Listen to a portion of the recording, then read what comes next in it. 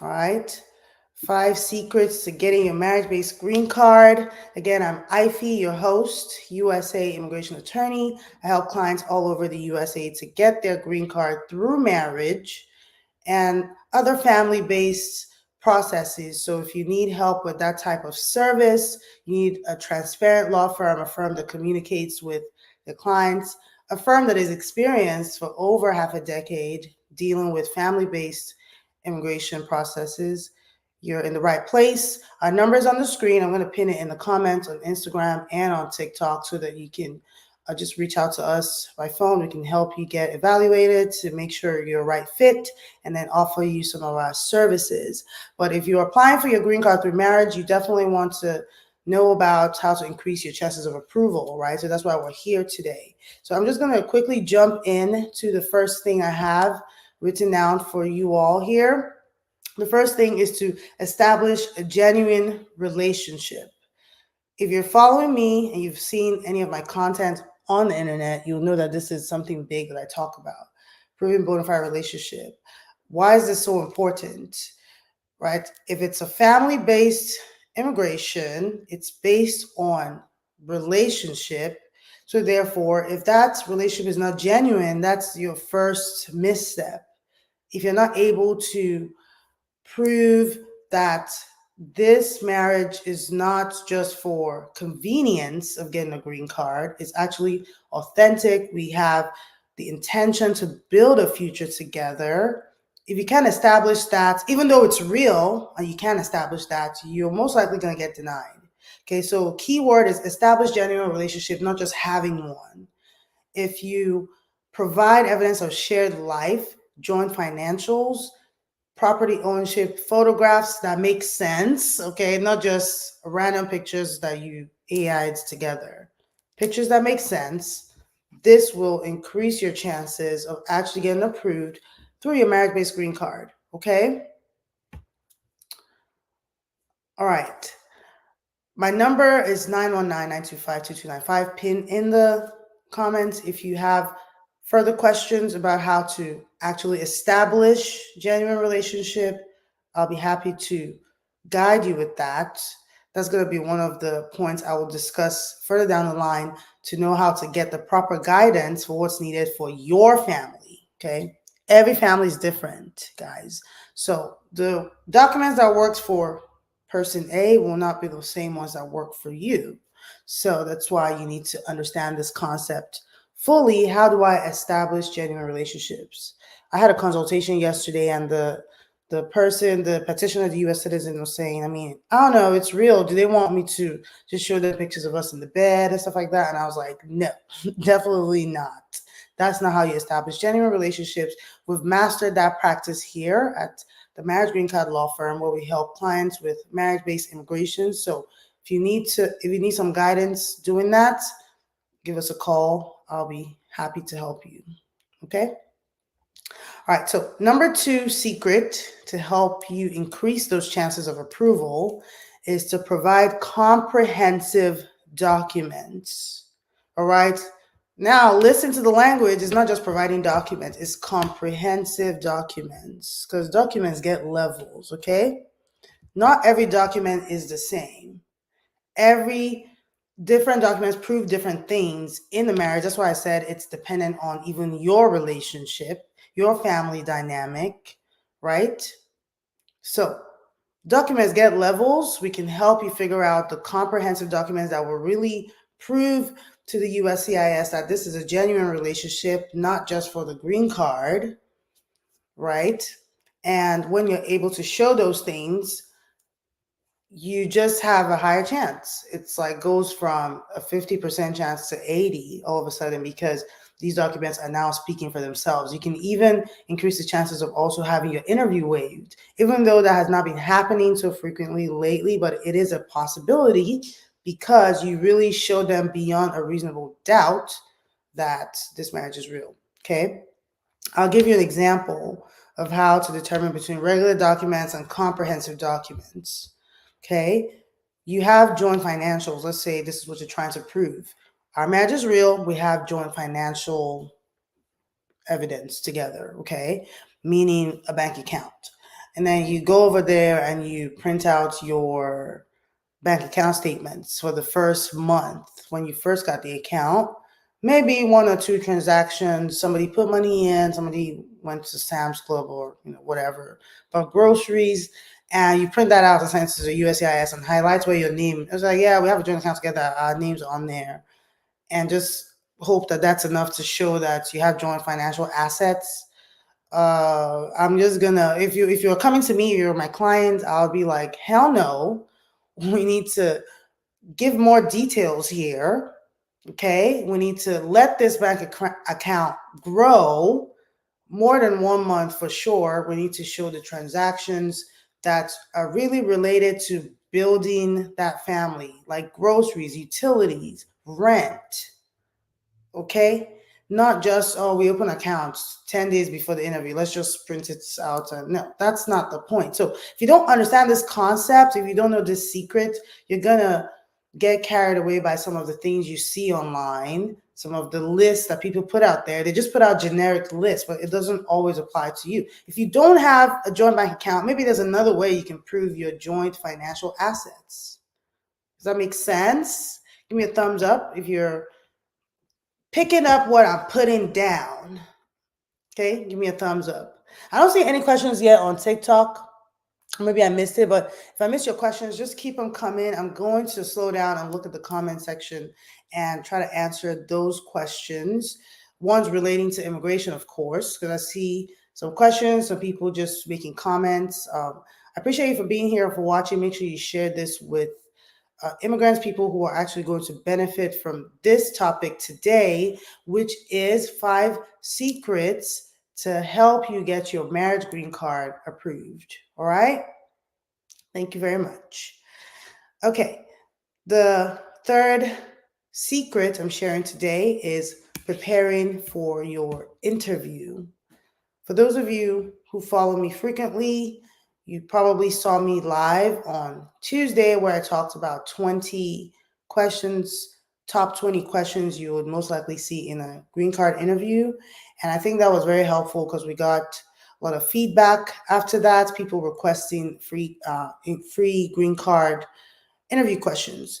Anyway, the purpose of that, the reason why I actually created that document is because your green card interview is actually the final step to really push that approval for you. If you've messed up the first 2 steps, right? You just didn't have enough evidence of bona fide marriage. Maybe you were newlyweds, you didn't come to an attorney, you just didn't really know, right? But you had marriage license, the basics, and you got that in. At the interview, you have your last chance to actually make it all make sense by your body language, the chemistry, and also sending in additional documents with just by yourself so you can hand it to the officer. But some people might not realize that. So if you don't prepare for the interview, you're decreasing your chances of actually getting that approval. In case you made some missteps in the beginning, just for whatever reason. Some people are just in a rush. They want to do a one-shot process so they can start working. So they're just sending the bare minimum. We call it bare bones application. Bare bones applications are only necessary in some scenarios where there's like threats to life and liberty and all of that.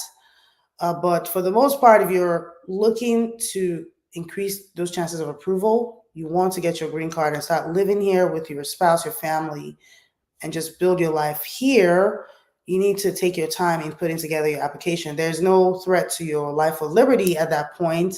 If you're having financial hardship, there's a different way to go about that through expediting your application, but I wouldn't advise you to start with essentially just sending whatever, because they could also deny you. There's really no requirement for them to send you a RFE. Sometimes they could just deny you straight up. But in some circumstances, we'll explain the reason why this is happening. Let's say something where we have to file an abeyance and we're doing an I-360 and we just need to get that I-360 in so we can have a receipt notice and potentially follow that up with more evidence of abuse or whatever else is needed for a valid self-petition, something like that. That's an example, because this is somebody who's being abused. They need to get out of that situation fast. We need to hold that thing on abeyance, and with holding things on abeyance, you need to also file I-360. That makes sense. So these are things that you need a lawyer to be able to explain to you, how to go about holding your case in abeyance, for example, or how to prepare for an interview in case you did not have enough evidence in the beginning. So thankfully, we offer that service here. We offer support service for people who file on their own. I meet a lot of people on these lives asking if it's a requirement to have an attorney, and I always say no. It's really not. It's up to you, right? It's your case, it's your life, it's your liberty, it's your future. You can determine how you want to go about that. Okay, but if you can read, if you can write, if you understand some basics, you might be able to get along with just filing and submitting a form, but that support that comes afterwards, knowing what your next move should be, knowing who to contact with certain questions and things like that, is essentially where we come in to help you through this process, all right? We don't guarantee approvals. I don't work with the government. I work with you when you come to me. So my job is to help you increase your chances of success, but I can't guarantee what's really going to happen with the USCIS. Okay. Hope that's clear for you guys. Okay. I see some questions now coming in on TikTok. I haven't seen any on Instagram, but welcome in, guys. I'm going to do some waves here. Hi. The Ayoka, Mimi, thank you for being here. All right, do some waves. And for you all on TikTok, you all are always here, just my day ones. Always live on TikTok. But let's see here. Some questions coming in. Somebody says, okay, hello. I just realized I sent my I-45 to Dallas instead of Chicago. Will they forward it? Well, is that, I guess, because of where you live, right? Yeah, no, fem. Hope you're still here. Give me a thumbs up if you can hear the answer to your question. But if you accidentally send it to the wrong address and you live somewhere else, they may do a transfer or they may reject the application. I don't know how long it's been since you sent this out. If it's the wrong place or the wrong fees or the wrong anything, it's usually a rejection, which is not a denial. Rejection is different from denials because it just simply means you need to correct something and send it back. Okay, so if they send it back, just send it to the correct office, or they might just send you a transfer notice. So I hope that helps you. All right, thank you very much for your question. Abdul Rahman sounds familiar. I think you've been in my live before. Thank you very much, Abdul, for being here. Abdul says, please, what documentation is needed for getting approved for I-130? Okay, Abdul, great question. If you're still here, give me a thumbs up so that I can answer your question directly to you. But this is in relation, it's kind of related to what we're talking about here today. Merit-based green card involves the I-130 process and then the I-485. It's a two-step process, right? But you can do it all in one when you're living in the USA. So Abdul wants to know just about the I-130. And the I-130, honestly, is the proof of relationship part of this process, which is the foundation for a successful merit-based green card process. So the key thing you're looking to do here is to establish genuine relationship. If you're able to do that in your I-130 process, that's it. That's literally what it's all about.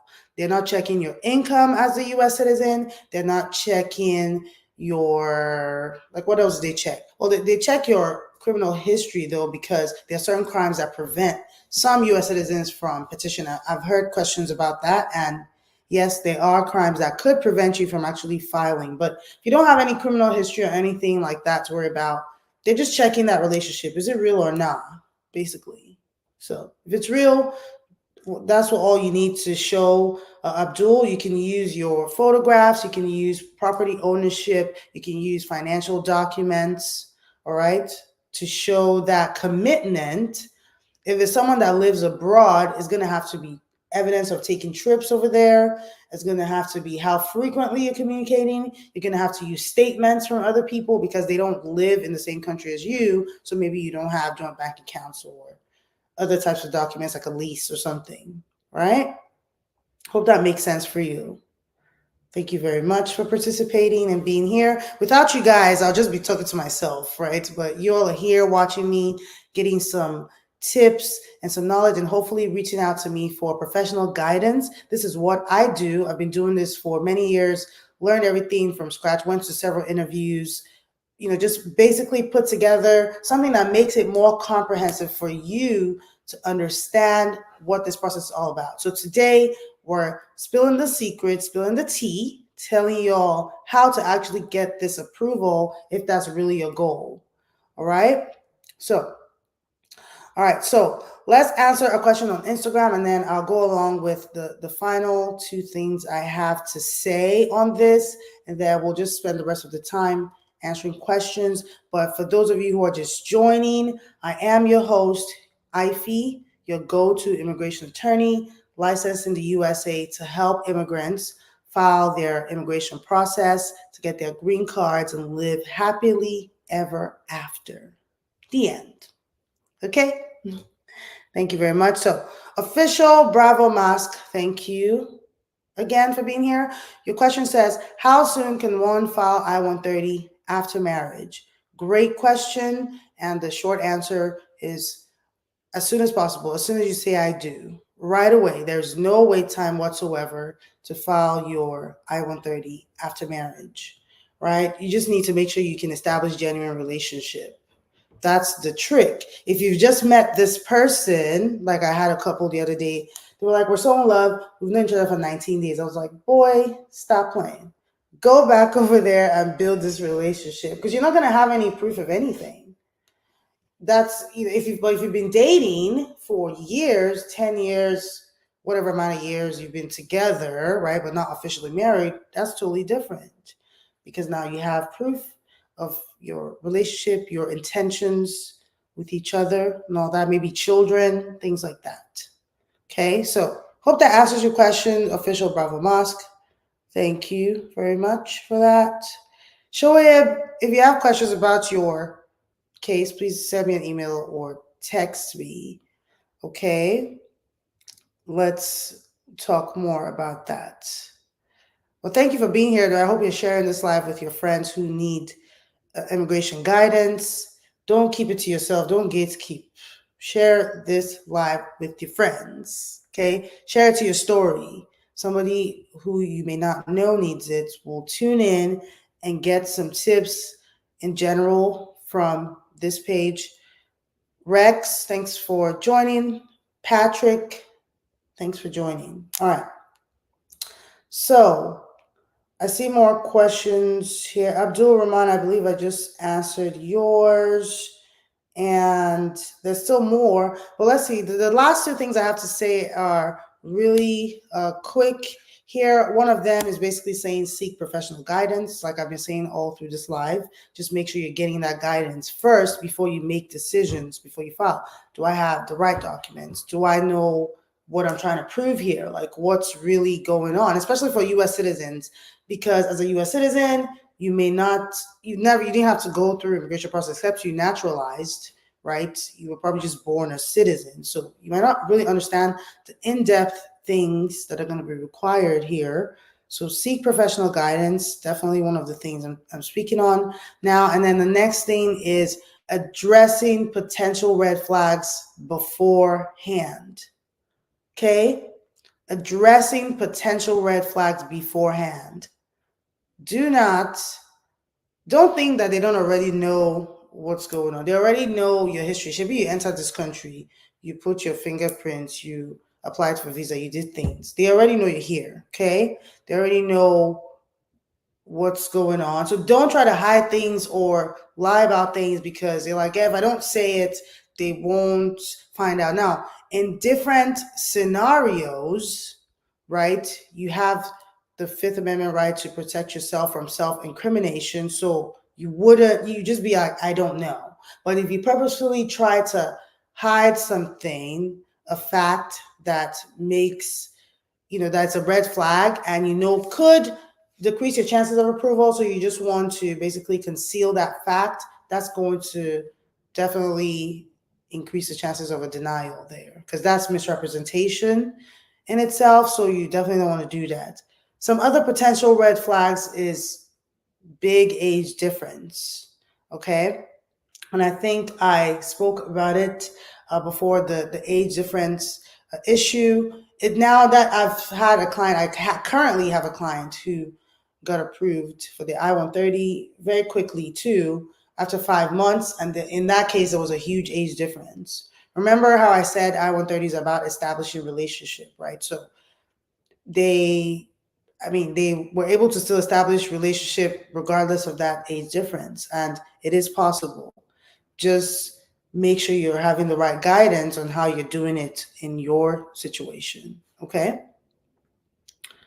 All right. So address red flags, seek professional guidance, and just keep in mind these 5 secrets while you are preparing your marriage-based green card application. Make sure that you avoid anything that will trigger more questions and potentially a denial. All right. Again, I'm Ify, your host, go-to immigration lawyer. And if you're hearing this multiple times, that's because people are joining in at different times of the show. So I'm your host, USA immigration lawyer. Very thankful that you're here. Happy to answer your questions. We have about 20 more minutes. I'm going to answer these questions. Wait, do I have 20 more minutes? What time is my consultation? Let me see. I believe it might be at 1:30. Okay. Or 12:30. I don't know. But anyways, I have more questions here to go over, and I'm happy to talk to you all one-on-one. Let me actually pin my number here on Instagram so that you all can call me. Mike, you want to do a video chat with me? Let's see if I can get through some of these questions, because I'm getting a whole lot of questions coming in. I don't want them to leave before I answer the questions. So give me 1 second. Let's see about doing that. Okay, 919-925-2295. Okay, questions. The thing is there. I'm going to pin it. All right. So now you have my number on Instagram, and you can call me anytime. Okay. Questiones on TikTok. This person says, I'll just start from the very bottom at this point and scroll up because the questions keep on coming in. And let me see here. I didn't get my other screen together. Okay. All right. Okay. Let's see. Unique. Ooh, I like that name. And she spelled it Younik. Pretty cool. Unique, thanks for being here. Unique says, how long will it take before NVC closes your case if they have not received payment? Okay, interesting question, Unique. I hear this question or scenario when people haven't actually applied versus accepting the application, putting in the DS 160 or 260, and then not paying. I think that's a different timeline you're looking at here. Did they send you an email giving you any guidance on this? Like after this amount of time, your application is forfeited or blocked or what? Because I think they will give you clarity on that more. But I think the time you worry about your case being closed is if you don't respond to the NVC letter. When you first get your I-130 approved, they send you this letter that says, your I-130 is approved, so it's time for you to start your application. And if you don't do it after 1 year, they will close it out, and that will be that. But in the case where you've started and it's just a payment situation, it might be different. So reach out to someone over there and see what's going on. Okay, so Unique, you haven't applied at all. This is not about paying the fees. It's about you not even applying because it was sent to your old address. Okay, definitely you have about a year. You need to get on that ASAP, because they will cancel the whole thing and you have to start from scratch if you want to do it. Okay. Okay. All right. I hope that's clear for you. I see a question from YouTube. Thank you very much, Mr. Tusk. Our YouTube guys are always just crickets over there, but we get lots of questions from TikTok and Instagram, which I appreciate. But YouTube, what's up? Ask me your questions. Let's go. So, Mr. Tusk, I'll pause here and answer you, and then we'll continue with the remaining questions I can see here on TikTok for the next couple minutes. Okay. All right. Mr. Tusk said, I have applied for I-851 based on cruelty with no response yet. And I have had my green card for 3 years, and now can I apply for citizenship? Okay. Mr. Tusk, I believe you mean the I-751, not the I-851. I-751 is your removal of conditions form that you fill out if you were married for less than 2 years when you got your green card the first time. And now you need to let them know that the marriage is still legitimate, you're still married after 2 years, and you need to remove conditions. That's what the I-751 is for. So in this scenario, you filed an abuse waiver, I-751. So this means that you will need to wait for 5 years. Or did you get a divorce yet? Or are you still living with the spouse? And sometimes these things are hard to discuss in these public forums, right? Especially when it has something to do with cruelty, like you mentioned in your question. So you can reach out to me to talk more about this when you actually can apply for your U.S. citizenship. So if you got a divorce, then you need to wait for 5 years for sure, because the whole 3-year rule is for those people who are still married to their U.S. citizen spouse. All right. So if you're divorced, just wait for 5 years. I mean, before then, though, you should hopefully hear from them, like, what the heck, right? But that's going to be my answer for that one. Thank you very much for clarifying that, Mr. Tusk. Appreciate you. Okay, Chrissy, now we're talking. YouTube. So you've been there since, Chrissy. You didn't ask. Well, thank you for being here. Chrissy says, hello, Ify. Quick question. Will Social Security card come in the mail if the I-485 is approved? Okay, and because for Social Security is selected on the form. Oh, yes, it's selected on the form when filling it out. Okay, Chrissy, your Social Security card usually comes in with your work permit approval, right? Did you get your work permit, or did you apply for work permit at all? You should already have your social right now, but if you didn't get it, then it'll come in the mail at some point.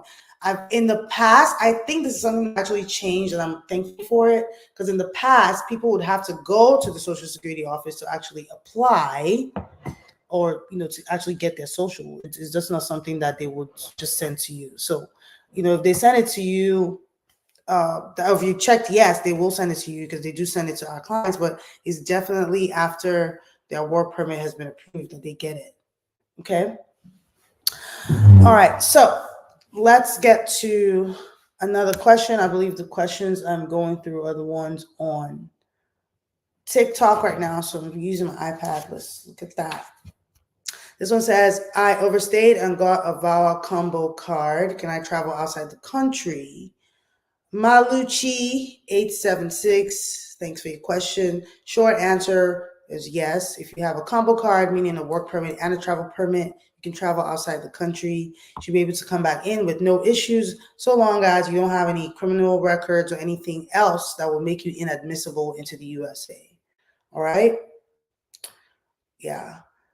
Seeking your assistance, no nonsense. Thank you for being here. I've seen you several times in my lives. I hope you can reach out by a phone call today. Let me pin my number again here in the comments, because during these lives, there's only so much I can say, right? For your privacy and also for the time, so we can be able to help as many people as possible. So definitely reach out. I'm happy to help you. You'll get Someone on my team who will be able to evaluate your situation and figure out if we're going to be a good fit, if we offer the services you're looking for. And if we don't, we always have resources to help you along the way, put you in the right path and stuff. Okay? All right. What are you needing assistance with? 919-925-2295.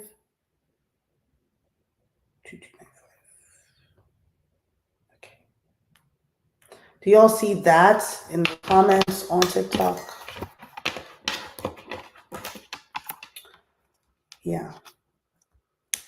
Mello Allen says, is it hard getting a tourist visa from Lagos to the USA? I mean, maybe. If you don't have ties to Lagos, yeah, that's going to be the determining factor. I don't know about easy or hard, because really for non-immigrant visas, you don't even need an invitation letter. Some people are so stuck on that whole invitation letter thing. I'm like, listen, that's not going to increase the chances of any approval or denial, because all they're checking is, are you going to come back to Lagos or not? That's what they want to know. Okay, so all right. Questions from Barbie. Barbie says, should I include my daughter who lives in another country as part of our household size? Barbie, generally no, because the question on the form is saying that you should include people who are 50% or more dependent on you in the household right there. So your daughter abroad is not in the household, and I'm not sure if you contribute more than 50% to her upkeep and stuff, but generally no, for those who are not in the USA. Okay? All right. I think I answered Malucci and Stephanie. Stephanie, give me a thumbs up if you're here, if you're still here. Thanks for your question. This is about a J1 visa. So you entered on a J1, you did your biometrics November 2022, and you just filed your I-485.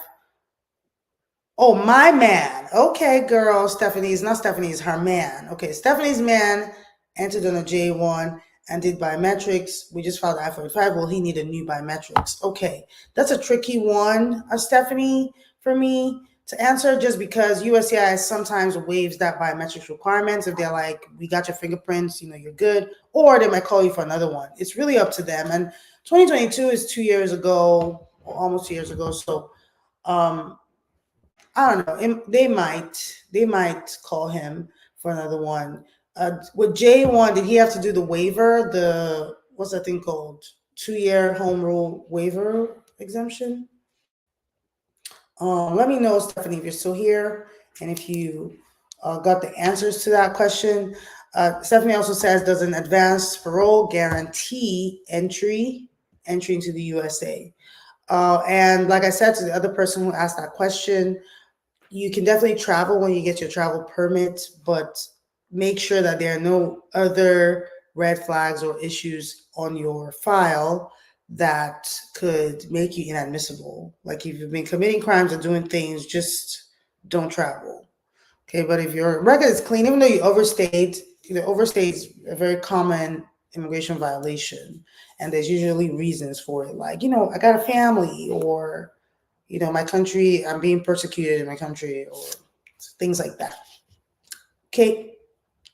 Okay, let's see. For Jessica says, I entered with a K1 visa. Will I need another medical exam for I-45? Jessica, as of right now, and I don't have that thing right in front of me to tell you what it says, but I think there's a change when it comes to medicals. Let me just see that real quick, because I think that if you, let's see, when did you enter on this K1? Is it like recently? Because right now you should already be filing your I-45 and stuff.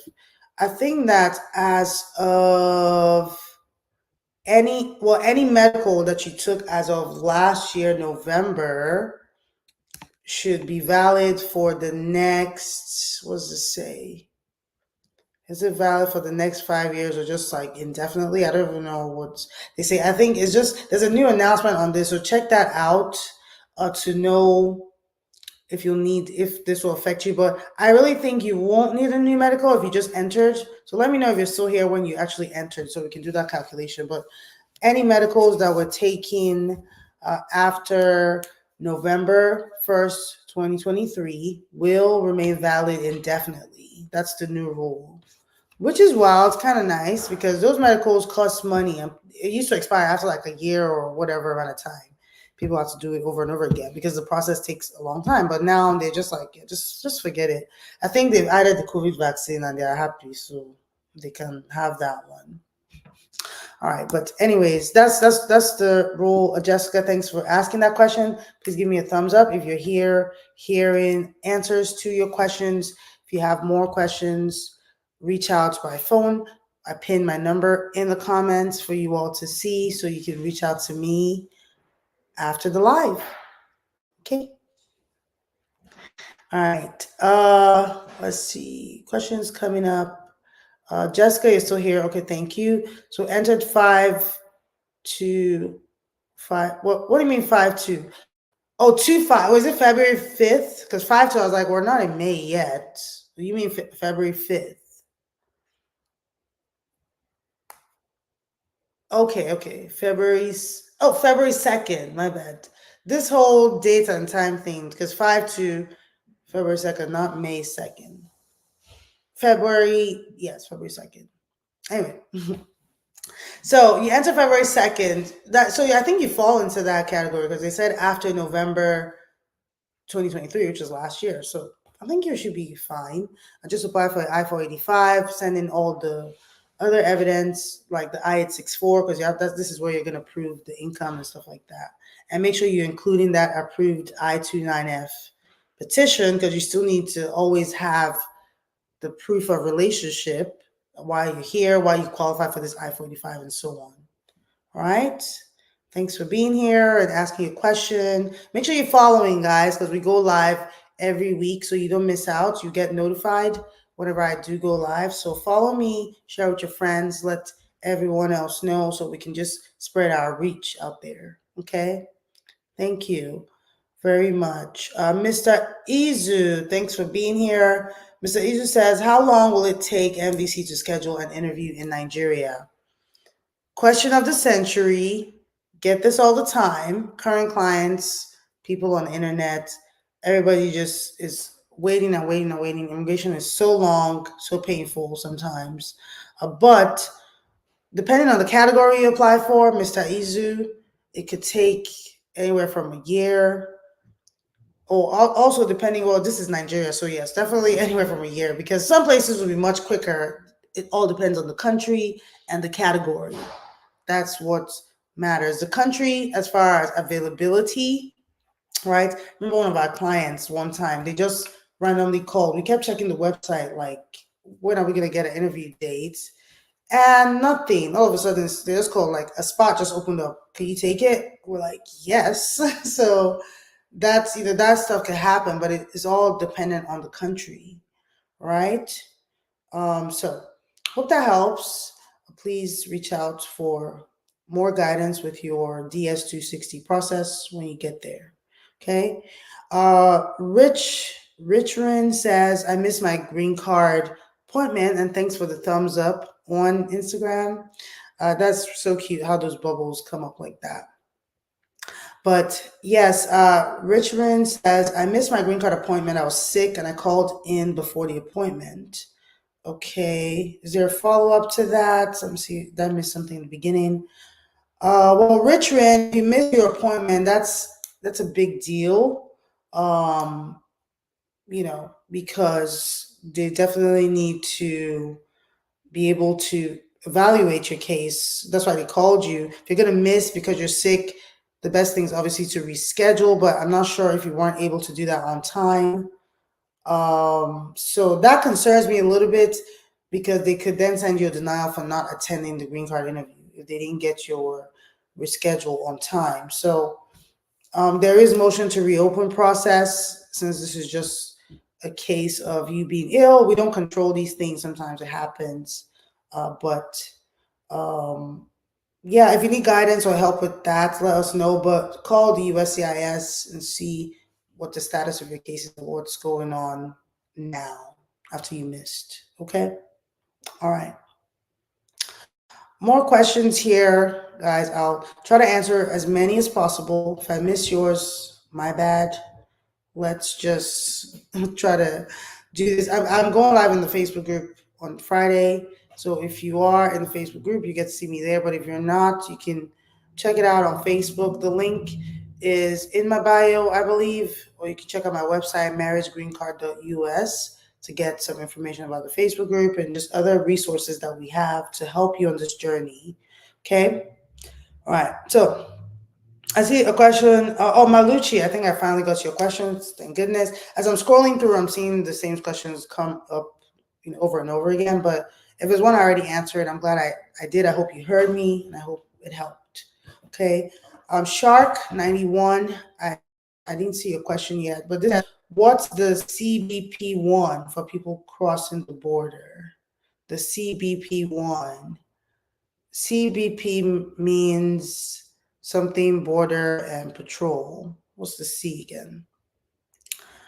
But if you're crossing the border and you get stopped by at the border, and you basically declare yourself entry and you get paroled in, meaning you get allowed to come in, even though you have a visa, you're like, I'm seeking asylum or whatever reason that you're coming in.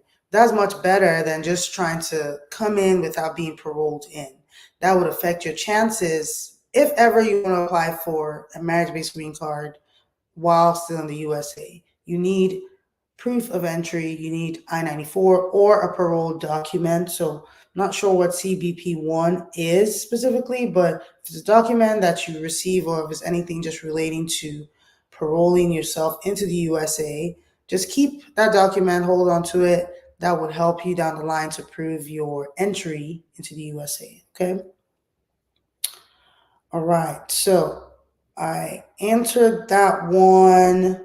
Island Girl says, does unpaid medical bills matter when applying for a green card? And Island Girl, I would say yes, to a degree. So make sure you're on some sort of payment plan. And this is really stemming from the whole public charge rule, essentially. Just making sure that immigrants who are coming into the USA are they have more to contribute than to demand, I guess, or just become a liability, essentially. So if you have medical bills and you're not paying it, or you have different things going on that will just make them to give you side eye, just try to handle that. Be doing your payment plans or whatever you need to show that you're committed to this and you're going to be a good citizen, so they can approve you, right?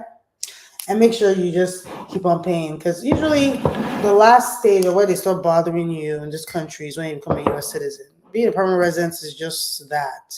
You can still lose your residency, guys. It's possible. So, anyways, let's see. Miss anything else? I think it's the same ones. Can I have a B1, B2 holder register their car in the U.S. from Canada? Naveed, I don't even know all these car details. But I believe if you're a B1, B2 visa holder, you're not, one of the rules for you is not to work or anything or earn money. But I don't think there's any rule against you purchasing things. I know B1, B2 holders purchase homes, cars. So there might be a separate rule. This is something you will find out at DMV, if they can register. What do they need? Do they need proof of residency, or they just need proof that it's your car, you have a title, or what? So hope that helps. All right. Well, I think I've answered most of the questions. My iPad is slipping over here. It's charged. But yeah, I think I've gone through most of the questions that I've seen come up. The last one I'm seeing here is it true that a visitor's visa can be converted to a work visa? And Mike, the maker, short answer is yes. If you haven't overstayed or you haven't violated your immigration, you have the chance to actually adjust your status from a visitor's visa to different types of visas. All right, it could be a green card, which is permanent residency green card I'm talking about right now. If you're married to a U.S. citizen or a permanent resident, you can switch and then from there get your work permit. Or if it's an employment-based thing, you will be able to get your employer, get the application going, and then adjust your status, switch from whatever, from that B1, B2 to whatever status that you're qualifying for. Okay, so that's kind of the path for that. It's not anything that's automatic.